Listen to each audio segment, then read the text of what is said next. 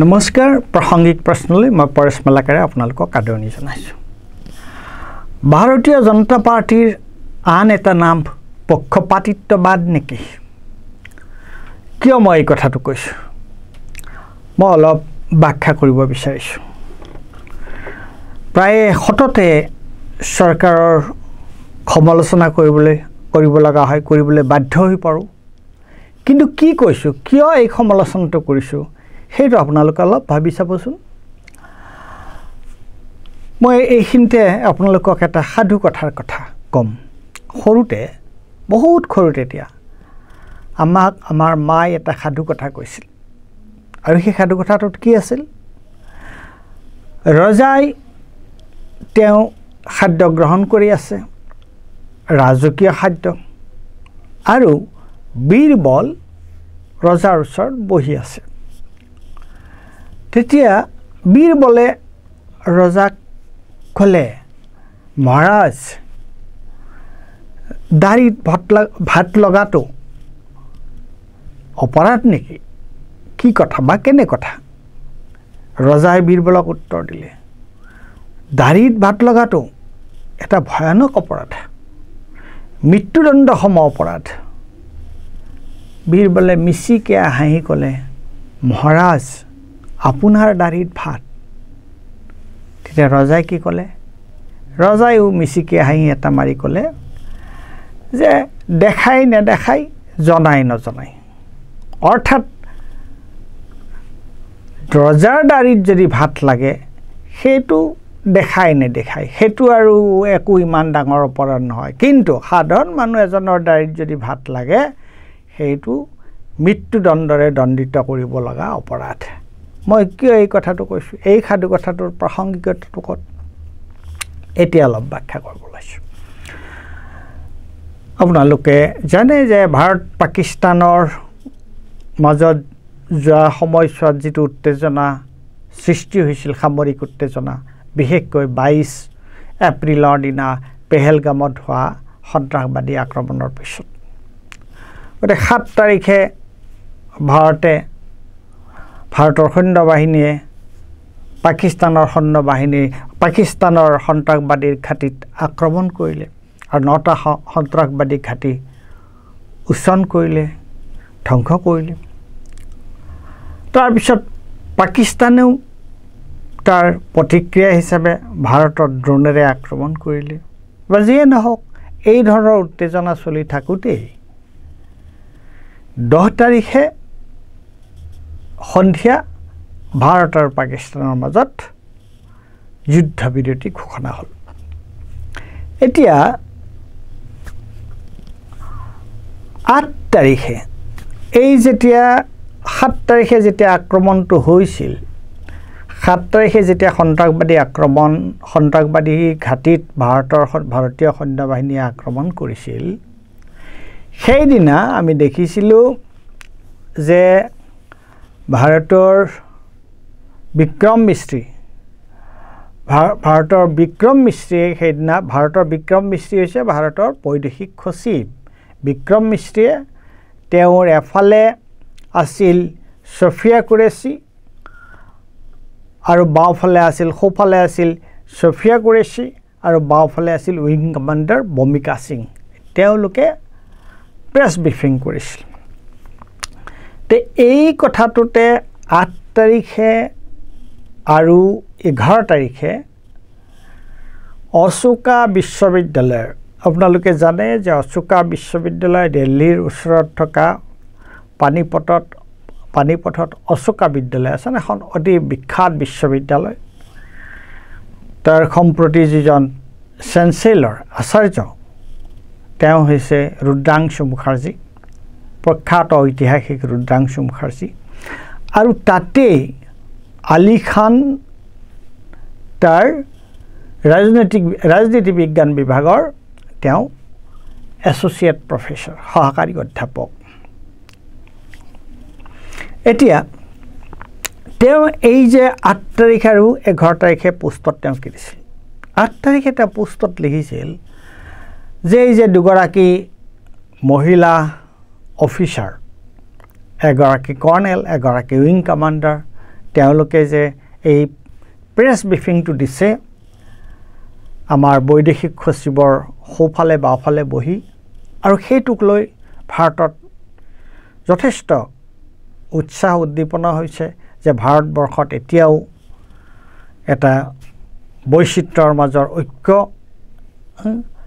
গতিকে পাকিস্তানৰ লগত এই যুদ্ধ হৈছে অথচ এগৰাকী মুছলমান অফিচাৰে এই যুদ্ধৰ ব্ৰিফিঙত ভাৰতবৰ্ষৰ হৈ ব্ৰিফিং কৰিছে তে সেই কথাটোক ভাৰতবৰ্ষত ফুৰসি প্ৰশংসা কৰা হৈছিল আৰু তেওঁ কেৱল এটা কথা সোঁৱৰাই দিছিল যে হয় ছফিয়া কুৰেশ্বি আৰু উইং কমাণ্ডাৰ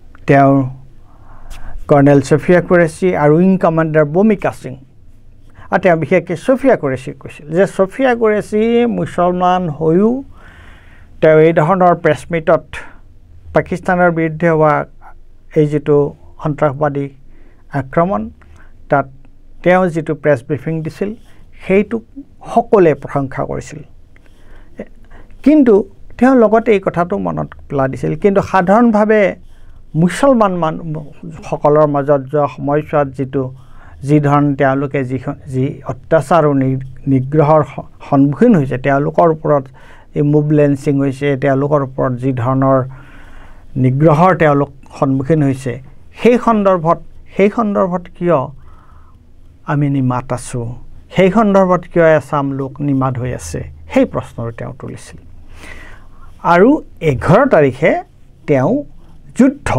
যেতিয়া আমি সকলোৱে জানো যে 10 তাৰিখে সন্ধিয়া যেতিয়া যুদ্ধৰ বিৰতিৰ ঘোষণাটো হ'ল আৰু যুদ্ধ বিৰতিৰ ঘোষণাটো হোৱাৰ লগে লগে ভাৰতীয় জনতা পাৰ্টি RSSৰ সমৰ্থক এছামেই বিশেষকৈ সামাজিক মাধ্যমত যুদ্ধোন্মুখ হৈ পৰিছিল আৰু তেওঁলোকে যুদ্ধৰ পোষকতা কৰিছিল আৰু আপোনালোকে জানে যে গুডি মিডিয়াৰ বিশেষকৈ অৰ্ণৱ গোস্বামীকে আদি কৰি তেওঁলোকে কেনেকুৱা ধৰণে যুদ্ধৰ প্ৰচাৰ চলাইছিল আৰু সেই প্ৰচাৰে ভাৰতবৰ্ষক আচলতে আন্তঃৰাষ্ট্ৰীয় পৰ্যায়ত ভাৰতবৰ্ষৰ কাৰণে এইটো এটা বৰ লজ্জাজনক কথা হৈ পৰিছে তেওঁলোকে নোহোৱা নোপোজা কথা কিছুমান প্ৰচাৰ কৰিছিল তেতিয়া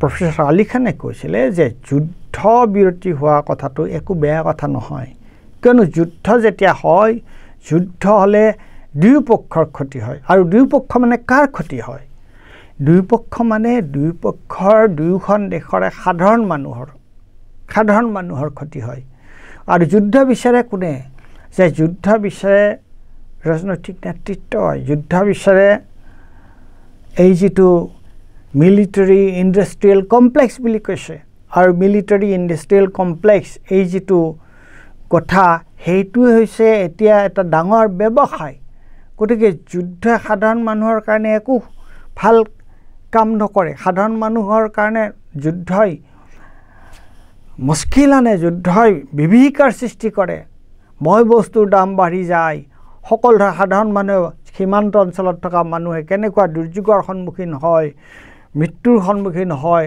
আক্ৰমণৰ সন্মুখীন হয় গতিকে যুদ্ধ বিৰতিতে তেওঁ ভাল বুলি কৈছিল আৰু যুদ্ধৰ সেইটো এটা পোষ্ট আছিল যুদ্ধৰ বিৰুদ্ধে শান্তিৰ সপক্ষে আৰু এটা পোষ্টত তেওঁ কৈছিল যে ছফিয়া কুৰেশ্বীক সকলোৱে ইমান সন্মান কৰিছে ইমান তেওঁৰ প্ৰতি আদৰ সাদৰ দেখুৱাইছে খুব ভাল কথা যে পাকিস্তান পক্ষীয় হৈছে কিন্তু ভাৰতত যে এতিয়াও এই আদৰ সাদৰটো আছে এই যে আমি যে বৈচিত্ৰৰ মাজৰ যিটো ঐক্য সেই কথাটো ভাৰতবৰ্ষত এতিয়াও আছে সেইটো খুব ভাল কথা কিন্তু সেই কথাটো লগে লগে অন্যান্য ক্ষেত্ৰতো মুছলমানৰ ক্ষেত্ৰত সেইটো প্ৰযোজ্য হোৱাটো উচিত এতিয়া এই কথাটোক লৈ এই যে আলী খানে এই কথাটো এই যে পোষ্ট দুটা দিলে সেইটোক লৈ প্ৰথমতে হাৰিয়ানা মহিলা আয়োগৰ সভানেত্ৰীয়ে ছফিয়া কুৰেশ্বীৰ বিৰুদ্ধে কিয় এনেকুৱা ধৰণৰ অপমানজনক কথা কোৱা বুলি তেওঁৰ বিৰুদ্ধে এটা কেছ এটা দিলে আৰু তাৰ পিছত এজন বিজেপি সমৰ্থকে তেওঁৰ এগেইনষ্টে কেছ দিলে আৰু সেইটোক লৈ এটা ডাঙৰ বিতৰ্ক আৰম্ভ হ'ল দেশত আৰু সেই বিতৰ্কৰ অন্তত তেওঁক ৰবিবাৰে তেওঁক এৰেষ্ট পৰ্যন্ত কৰিলে আলী খানক এৰেষ্ট পৰ্যন্ত কৰিলে। আৰু মই ইতিমধ্যে কৈছোঁ যে আলী খান এজন অতি বিদগ্ধ পণ্ডিত, তেওঁ ইছলামৰ আৰু বিশেষকৈ হিষ্ট্ৰীৰ আৰু ৰাজনীতি বিজ্ঞানৰ, আৰু সেইটোক লৈ এটা ডাঙৰ বিতৰ্কৰ সৃষ্টি হ'ল। সুপ্ৰিম কোৰ্টে জানিবা তেওঁক কালি উচ্চতম ন্যায়ালয়ে তেওঁক জামিন মঞ্জুৰ কৰিলে। এতিয়া এটা হ'ল সেইটো, আৰু অন্য এটা কথা কি হ'ল, অন্য এটা কথা আমি দেখা পালোঁ যে ৰাজস্থান নহয়, মধ্যপ্ৰদেশৰ জনজাতি কল্যাণ দপ্তৰৰ মন্ত্ৰী বিজয় শাহে কি কৰিলে, তেওঁ 12 মে'ৰ দিনা তেওঁ কি ক'লে, 12 মে'ৰ দিনা তেওঁ ক'লে যে কুৰেশ্বি হয় কিন্তু তেওঁ সন্ত্ৰাসবাদীসকলৰ ভনীয়েক। যিগৰাকী কুৰেশ্বীক আমাৰ সৈন্য বাহিনীয়ে তেওঁ প্ৰবক্তা কৰিলে, আৰু সেই কুৰেশ্বীৰ বিৰুদ্ধে বিজয় শাহে তেনেকুৱা মন্তব্য কৰিলে। আৰু লগে লগে মধ্যপ্ৰদেশ উচ্চ ন্যায়ালয়ে তেওঁৰ বিৰুদ্ধে এটা চৌমটো কেছ লৈ আৰক্ষী সঞ্চালক প্ৰধানক তেওঁক এৰেষ্ট কৰিবলৈ, তেওঁৰ বিৰুদ্ধে গ্ৰেপ্তাৰী পৰোৱানা জাৰি কৰিবলৈ তেওঁ নিৰ্দেশ দিলে। কিন্তু মধ্যপ্ৰদেশ পুলিচে গ্ৰেপ্তাৰী পৰোৱানা FIR কৰিলে, কিন্তু FIR যিভাৱে কৰিব লাগিছিল সেইভাৱে তেওঁলোকে FIRখনত যিটো লিখিব, যিকেইটা দফা লিখিব লাগিছিলে সেইটো নিলিখিলে। তেতিয়া মধ্যপ্ৰদেশ উচ্চ ন্যায়ালয়ে তেওঁলোকক আকৌ ধমকি দিলে, মধ্যপ্ৰদেশ পুলিচক, আৰু তাৰপিছত বিজয় শাহে ক্ষমা বিচাৰিলে। এফালে ক্ষমা বিচাৰিছে, আনফালে কিন্তু তেওঁ উচ্চতম ন্যায়ালয়ত তাৰ বিৰুদ্ধে তেওঁ এটা এপিল কৰিলে। উচ্চতম ন্যায়ালয়ে কেছটো শুনিলে। উচ্চতম ন্যায়ালয়ে কৈছে যে ঠিক আছে, তেওঁক এৰেষ্ট কৰিব নালাগে বাৰু, কিন্তু তেওঁৰ বিৰুদ্ধে এটা SIT কৰিব লাগে, স্পেচিয়েল ইনভেষ্টিগেশ্যন এটা টিম এটা কৰি তেওঁৰ গোটেই কথাটো তেওঁ কি কৈছিলে, কি কথা কি পৰিৱেশত কৈছিলে কৰিব লাগে, আৰু তেওঁক যাতে তেওঁ উচিত শাস্তি পায়। এতিয়া মই যে এই বীৰবলৰ সাধুটো কৈছিলোঁ, যে ৰজাই যে কৈছিল যে দাড়িত ভাত লগাটো বৰ ডাঙৰ অপৰাধ। এতিয়া চাওক, আলী খান, অধ্যাপক আলী খানে তেওঁ কি ক'লে, আৰু বিজয় শাহে কি ক'লে। আৰু আচৰিত কথা, অধ্যাপক আলী খানৰ বিৰুদ্ধে যিকেইটা চাৰ্জ, যিকেইটা ধাৰা লগোৱা হ'ল, সেই ধাৰাকেইটা কি, কালি আপোনালোকে মই এটা মহুৱা মৈত্ৰই বৰ সুন্দৰ এটা ভিডিঅ' এটা দেখা পাইছোঁ। তাত কি ক'লে যে 152, 196 1B, 197 1C এইকেইটা ধাৰাত আলী খানৰ বিৰুদ্ধে দিয়া হৈছিল, এইকেইটা ধাৰা আৰোপ কৰা হৈছিল অধ্যাপক আলী খানৰ বিৰুদ্ধে, আৰু একজেক্টলি একেকেইটা ধাৰা প্ৰয়োগ কৰা হৈছে বিজয় শাহৰ বিৰুদ্ধে। কিন্তু আমি কি দেখিছোঁ, আলী খানক পুলিচে এৰেষ্ট কৰিলে, এৰি দিলে, উচ্চতম ন্যায়ালয়ৰ হস্তক্ষেপত বেইল দিলে। কিন্তু বিজয় শাহ এতিয়াও মুকলি আকাশৰ তলত নিৰাপদে তেওঁ ঘূৰি ফুৰিছে।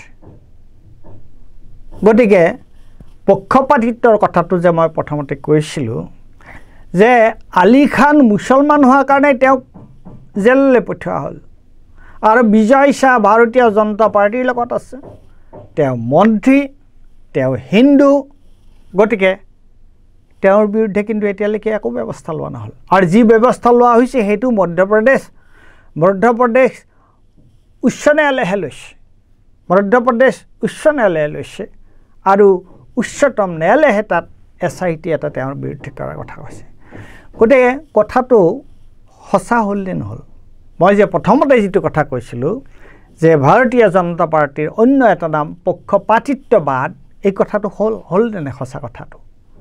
আৰু মাৰ মুখত যিটো সাধু কথা শুনিছিলোঁ, বীৰবলৰ যিটো সাধু কথা, যে মহাৰাজ দাড়িত ভাত লগাটো কেনেকুৱা অপৰাধ, বোলে দাড়িত ভাত লগাটো মৃত্যুদণ্ড সম অপৰাধ বোলে মহাৰাজ আপোনাৰ দাড়িত ভাত সেইটো দেখাই নেদেখায় ধন্যবাদ